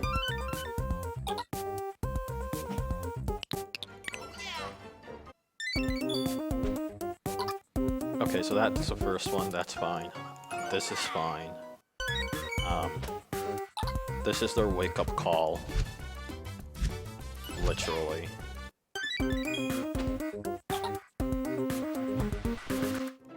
Here's something that most people can grasp almost immediately. Most people can grasp this too, so it's okay. Almost nobody has problems with this.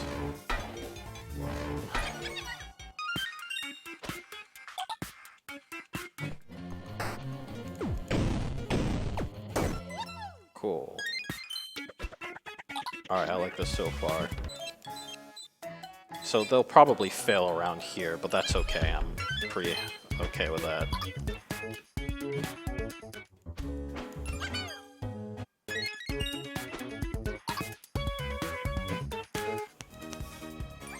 Okay. I'm gonna start failing around here, just for testing purposes. So math is now delayed all the way, that's good.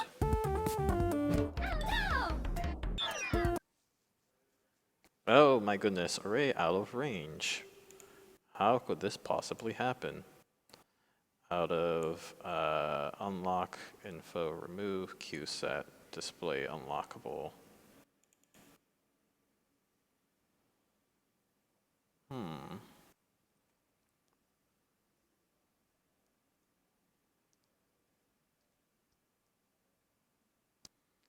At unlockable queue set 69.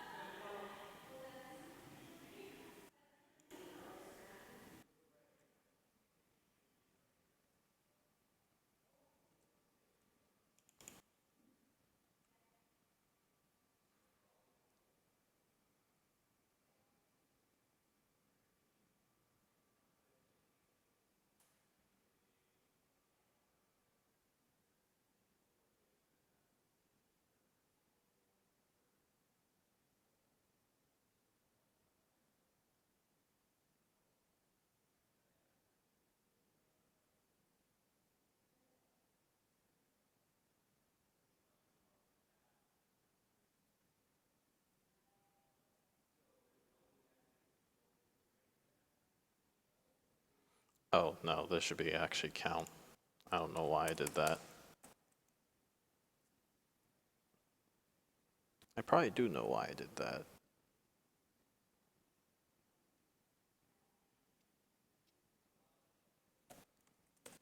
Yeah. Okay, this is poor coding on my part. Fantastic.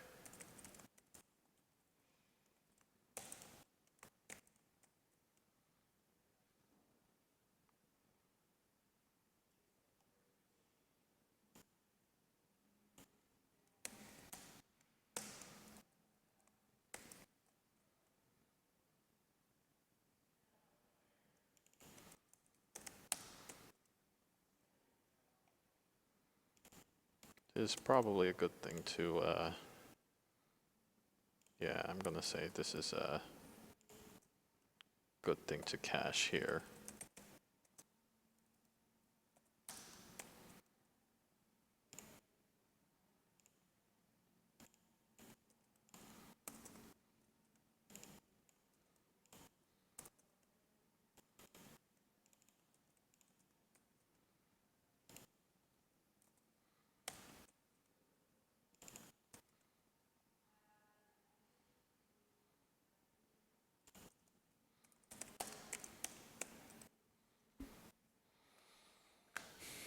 Yep.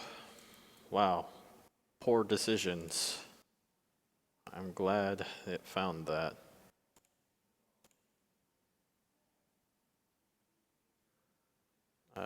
Where did it? Under displayable unlockables at 73.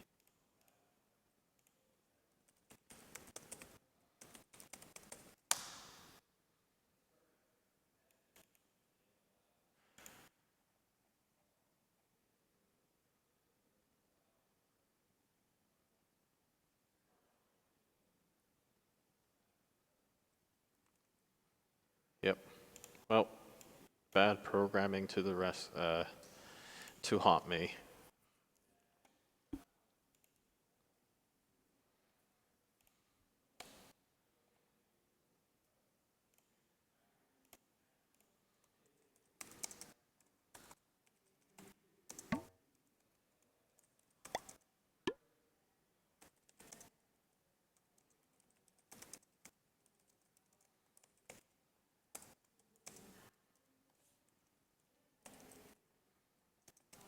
If an item that isn't in the queue. Actually, that's kind of strange that I would get that error from the first place. Because it'll check to see if it's there.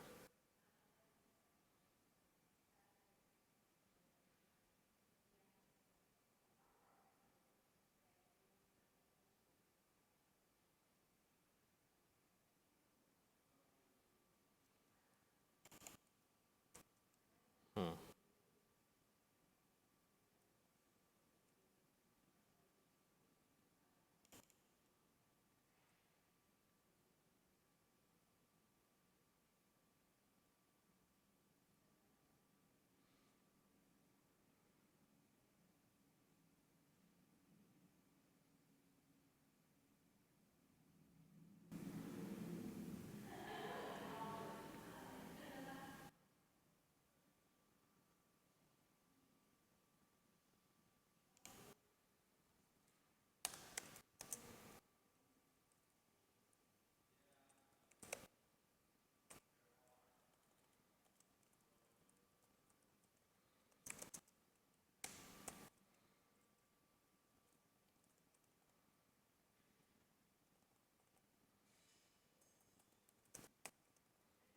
Probably don't need this array index.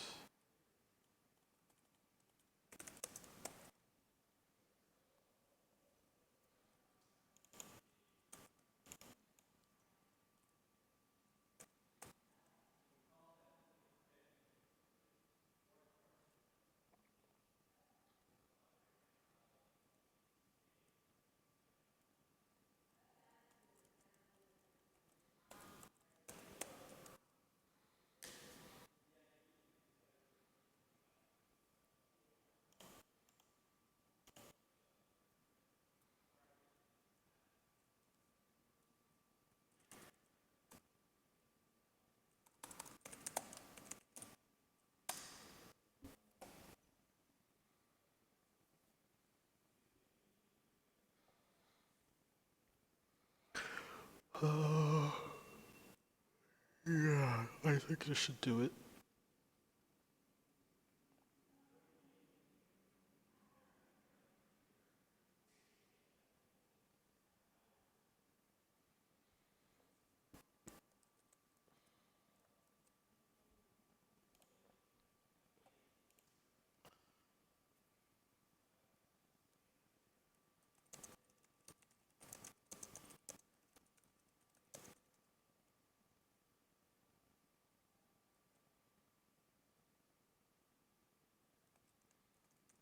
attempting to fix a runtime error with qset.cs.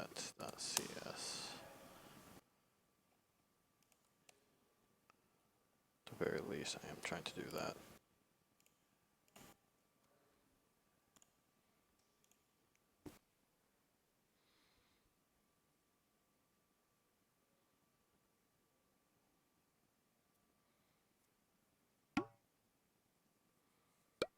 I may have, because of this, I may discover a bug here.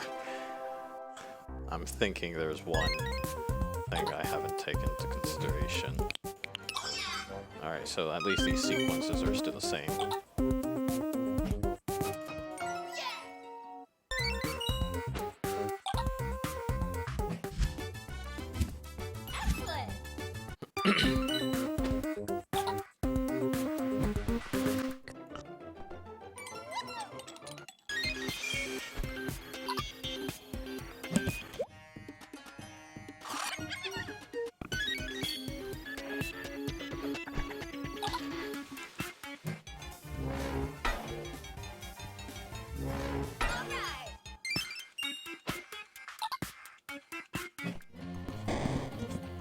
Oh, they're stuck to each other.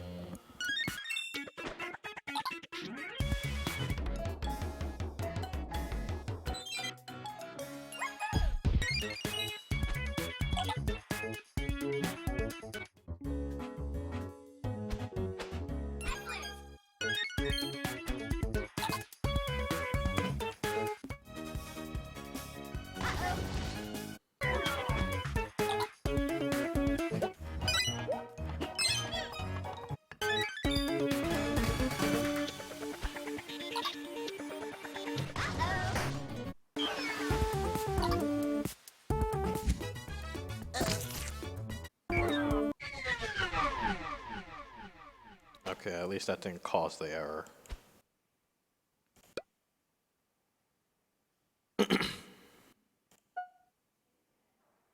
Oh, we can buy this. Neat. So it was actually accurate in saying +2.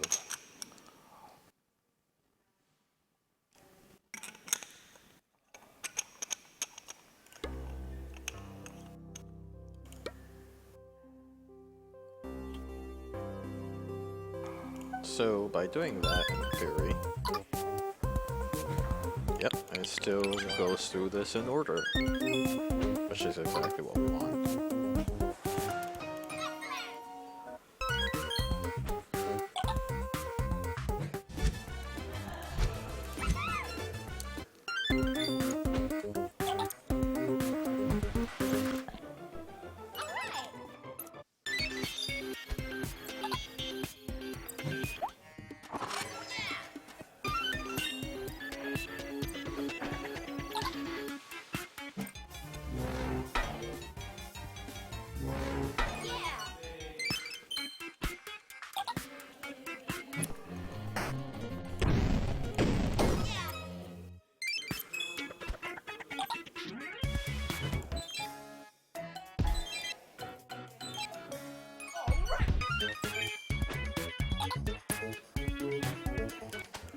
So that did not expose a bug as I thought it would do.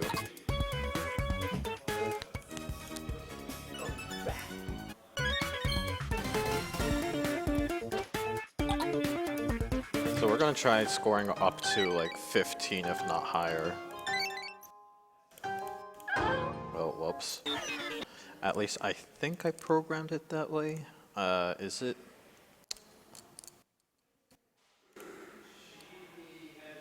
Oh, yeah, it is programmed that way. Okay, so we just have to score up to 15.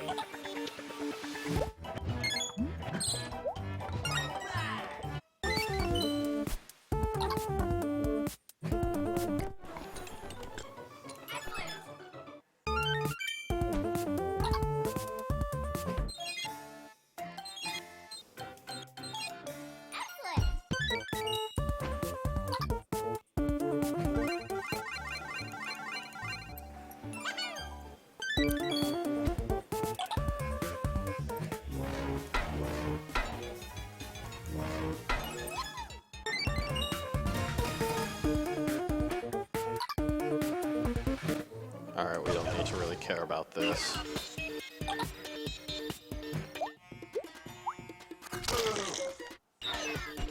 Oh, that's actually pretty good.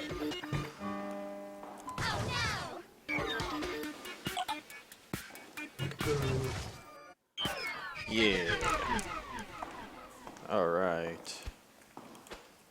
So when we start this, there we go. Now the sequence is completely random. Well, I mean, not completely random, it's smartly random.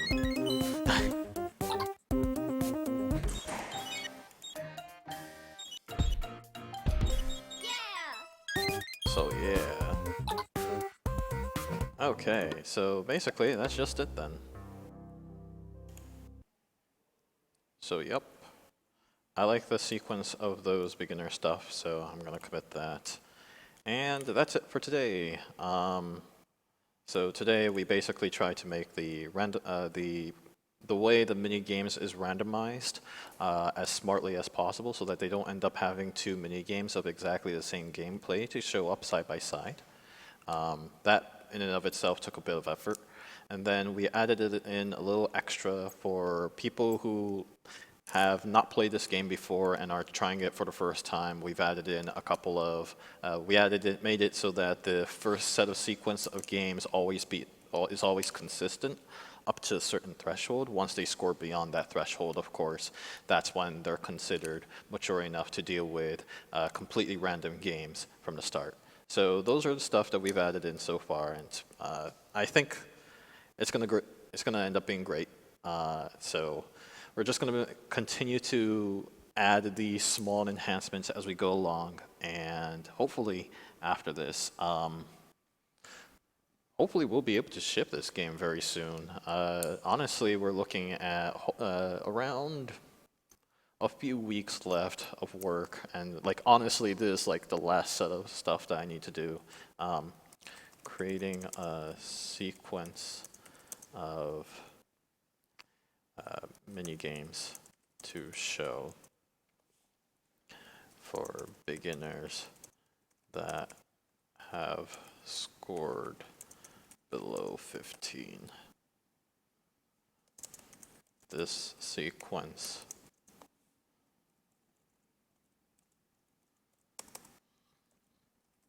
will persist until player scores higher than 15.